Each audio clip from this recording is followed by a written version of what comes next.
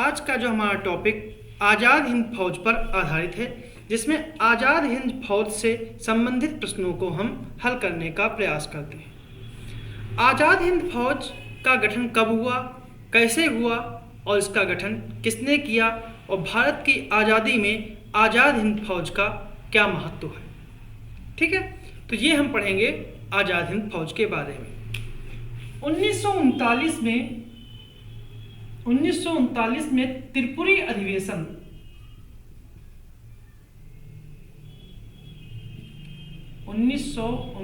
के त्रिपुरी अधिवेशन के पश्चात सुभाष चंद्र बोस ने कांग्रेस से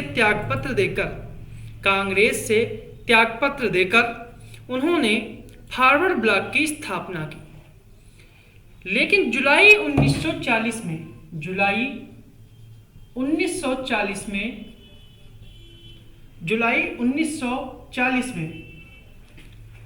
ब्रिटिश सरकार ने विद्रोह भड़काने के आरोप में सुभाष चंद्र बोस को गिरफ्तार कर लिया। लेकिन गिरफ्तारी के दौरान अनशन करने के कारण सुभाष चंद्र बोस के स्वास्थ्य में गिरावट हुई, जिसके पश्चात सरकार ने उन्हें कलकत्ता स्थित एलिंगटन रोड पर उनके निवास स्थान में नज़रबंद कर लिया। नज़रबंदी के दौरान ही 1941 में जियाउद्दीन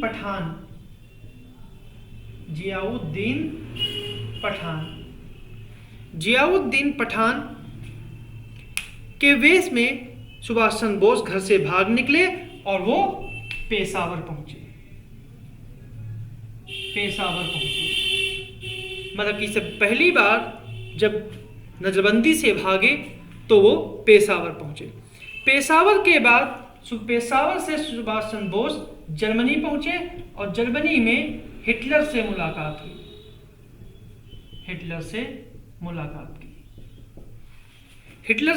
मुलाकात की और आने वाली योजनाओं के लिए हर संभव सहायता प्राप्त करने का हिटलर ने आश्वासन दिया।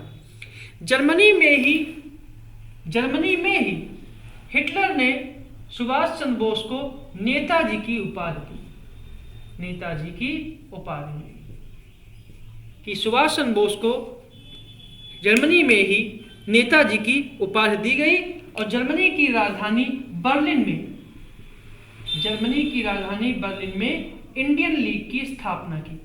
इंडियन लीजन की स्थापना की। इंडियन लीजन की स्थापना जो है वो बर्लिन में सुभाष चंद्र बोस ने की थी। इसी दौरान कह सकते हैं कि 1942 में अलीपुर षड्यंत्र हार्डिंग बम कांड जो 1942 में हार्डिंग बम कांड के जो अभियुक्त थे उनका नाम रास बिहारी बोस था। रास बिहारी बोस ने जापान के टोक्यो में भारतीय नेताओं का एक सम्मेलन बुलाया, जहां उन्होंने भारतीय स्वतंत्रता लीग और आज़ाद हिंद फौज बनाने की घोषणा की। आज़ाद हिंद फौज की स्थापना का जो सर्वप्रथम विचार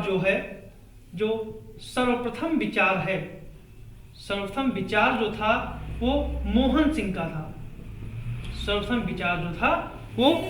सिंह का था और मोहन सिंह ने यह विचार जो है मलाया में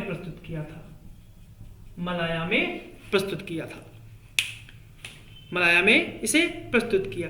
सितंबर 1942 में ब्रिटिश भारतीय सेना के कैप्टन मोहन सिंह ने अपने कुछ भारतीय सैनिकों के साथ जापानी सेना के समक्ष आत्मसमर्पण कर दिया। इसके पश्चात जापानी अधिकारी मेजर फुजीहारा ने मोहन सिंह को भारत की स्वतंत्रता के लिए प्रेरित किया और जिन्होंने सिंगापुर पर नियंत्रण करने के पश्चात मोहन सिंह को भारतीयों को भारतीय सैनिकों का नेतृत्व सौंपा और इस तरह 1942 में औपचारिक रूप से आज़ाद हिंद फौज का गठन हुआ। जून 1943 में सुभाष चंद्र बोस टोक्यो पहुंचे और उन्होंने भारत की स्वतंत्रता के लिए अपना पहला संदेश टोक्यो रेडियो से ही दिया। 2 जुलाई 1943 सुभाष चंद्र बोस जापानी नियंत्रण वाले सिंगापुर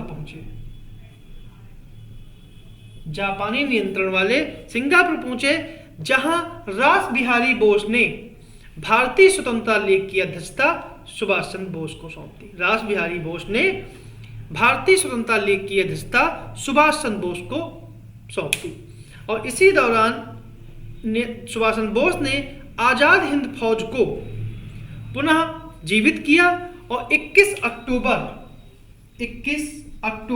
1943 को सिंगापुर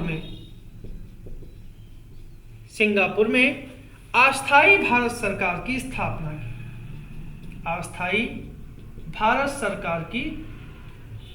स्थापना की। बोस इस अस्थायी सरकार के राष्ट्रपति और सेनाध्यक्ष थे। आज़ाद हिंद सरकार को, जो आज़ाद हिंद सरकार थी, अस्थायी भारत सरकार का नाम ही आज़ाद हिंद सरकार थी, इसी को कहते हैं आज़ाद हिंद सरकार। आज़ाद हिंद सरकार को कुल मिला के 9 देशों ने मान्यता दी थी। कुल मिला के 9 देशों ने उस समय मान्यता दे दी थी। इस फौज का, आज़ाद हिंद फौज का मुख्यालय सिंगापुर और रंगून में स्थापित किया गया था। आज़ाद हिंद फौज के सैनिकों के प्रशिक्षण दिया गया और फौज के लिए धन एकत्रित किया गया। नागरिकों को भी सेना में भर्ती करने का प्रयास किया गया। स्त्री सैनिकों की भी स्थापना की गई। उनका एक दल बनाया गया था जिसे रानी झांसी रेजिमेंट के नाम से दिया जाता है। सिंगापुर में ही सुभाष चंद्र बोस ने जय हिंद दिल्ली चलो और तुम मुझे खून दो मैं तुम्हें आज़ादी दूंगा जैसे नारे दिए। सिंगापुर से ही गांधी जी को राष्ट्रपिता शब्द से संबोधित करते हुए रेडियो पर कहा कि भारत की स्वाधीनता का आखिरी युद्ध शुरू हो चुका है। राष्ट्रपिता, भारत की मुक्ति के इस पवित्र युद्ध में हम आपका आशीर्वाद और शुभकामनाएं चाहते हैं। 23 अक्टूबर 1943 को आज़ाद हिंद सरकार या आज़ाद हिंद फौज ने मित्र राष्ट्रों के विरुद्ध युद्ध की घोषणा कर दी। जापान नेताजी को अंडमान निकोबार द्वीप को विजित करके सुभाष चंद्र बोस को सौंप दिया और बोस ने अंडमान निकोबार का द्वीप का नाम बदलकर, जो अंडमान निकोबार द्वीप था, अंडमान निकोबार द्वीप का नाम बदलकर एक का नाम इन्होंने शहीद द्वीप रखा और एक का नाम स्वराज द्वीप रखा। शहीद द्वीप और स्वराज द्वीप रखा। शाह नवाज के नेतृत्व में आज़ाद हिंद फौज ने जापानियों के साथ मिलकर भारत की पूर्वी सीमा और बर्मा में युद्ध लड़ा, लेकिन द्वितीय विश्व युद्ध में जापान को मिली पराजय ने आज़ाद हिंद फौज को भी परास्त कर दिया। 1945 में आज़ाद हिंद फौज के अधिकारियों और सैनिकों को अंग्रेजों ने गिरफ्तार कर लिया। 18 अगस्त 1945 को सुभाष चंद्र बोस की मृत्यु हो गई। सुभाष चंद्र बोस की मृत्यु हो गई, एक कह सकते हैं विमान दुर्घटना में, लेकिन इनकी मृत्यु को आज भी संदेह की नज़र से देखा जाता है भी। यद्यपि आज़ाद हिंद फौज अपने उद्देश्य में प्राप्त नहीं हो सकी, लेकिन अपने प्रयत्नों में असफल रही, किंतु इस फौज ने राजनीतिक और मानसिक रूप से भारतीय स्वतंत्रता संग्राम में बहुत योगदान दिया। संभवतः कह सकते हैं कि यह एक अंग्रेजों के भारत छोड़ने का यह भी एक कारण था। अब आते हैं आजाद हिंद फौज के बारे में कुछ महत्वपूर्ण बातें।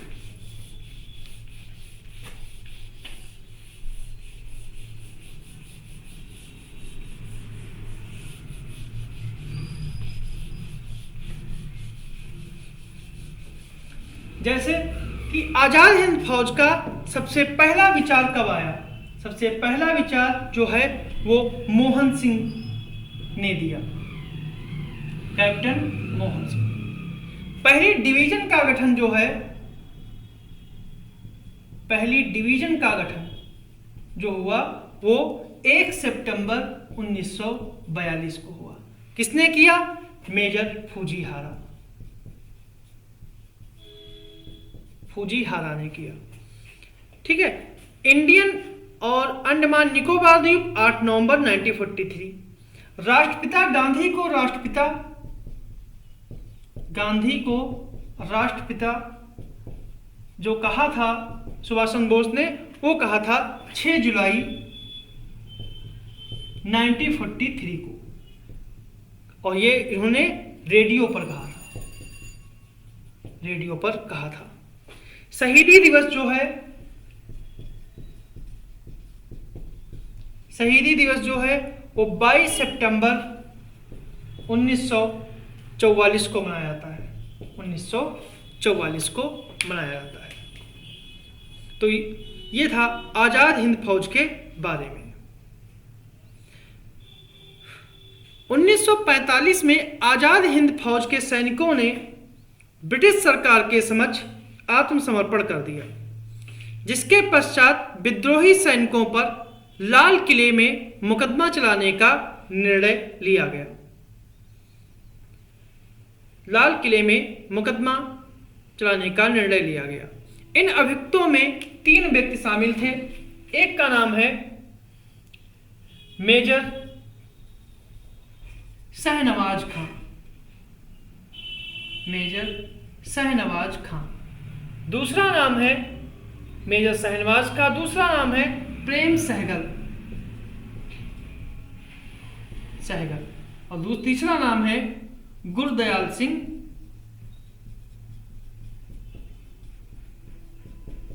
ढिल्लो। तो इन तीनों पर राजद्रोह का आरोप लगाया गया।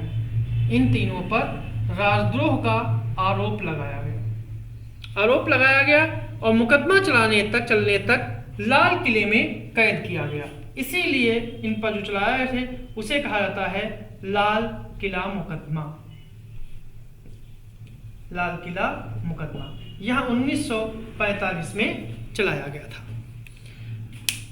ठीक है। ब्रिटिश सरकार द्वारा चलाए गए मुकदमे के विरोध में संपूर्ण देश में आंदोलन चलाया गया। इस आंदोलन के दौरान लाल किले को तोड़ दो, आजाद हिंद फौज को छोड़ दो नारा काफी लोकप्रिय हुआ था। लाल किले के मुकदमे में देश में राष्ट्रीय चेतना, राष्ट्रीय जागृति या विद्रोह की भावना प्रबल हुई और इस लगभग सभी राजनीतिक दलों ने, यहां तक कि मुस्लिम लीग ने भी इस मुकदमे की निंदा की। कांग्रेस ने आजाद हिंद बचाओ समिति का गठन किया। इस समिति की अध्यक्षता भूला भाई देसाई ने की, जबकि अन्य वकीलों के नाम जवाहरलाल नेहरू, तेज बहादुर सप्रू, कैलाश नाथ काटजू और अरोड़ा आसफ अली थे। इन वकीलों के अथक प्रयासों के बावजूद भी तीनों अधिकारियों को फांसी की सजा सुनाई गई, जिसका पूरे देश में व्यापक विरोध किया गया। ऐसी परिस्थिति में लॉर्ड वेवेल ने अपने विशेषाधिकारों का प्रयोग करके तीनों अधिकारियों की सजा माफ कर दी। ध्यान रहे कि कांग्रेस ने रिहा किए गए सैनिकों के लिए रोजगार की व्यवस्था करने तथा आर्थिक सहायता देने के उद्देश्य से आजाद हिंद फौज राहत और जांच समिति का गठन किया। लाल किले के मुकदमे में देश के अनेक भागों, विभिन्न सामाजिक समुदायों ने भागीदारी की। नेहरू ने इस संदर्भ में कहा था कि आजाद हिंद फौज के मुद्दे पर भारतीय जनता के अनेक समूहों में जिस एकता की भावना का प्रदर्शन किया गया, ऐसा इतिहास में कभी भी देखने को नहीं मिला। सैनिकों की आर्थिक सहायता देने के लिए आज़ाद हिंद फौज राहत और जांच समिति बनाई गई। 1945-46 के चुनाव में कांग्रेस ने इसे केंद्रीय मुद्दा बनाया, जिससे वह जनमत को अपने पक्ष में करने में सफल है। तो ये था हमारा आज का टॉपिक, आज़ाद हिंद फौज।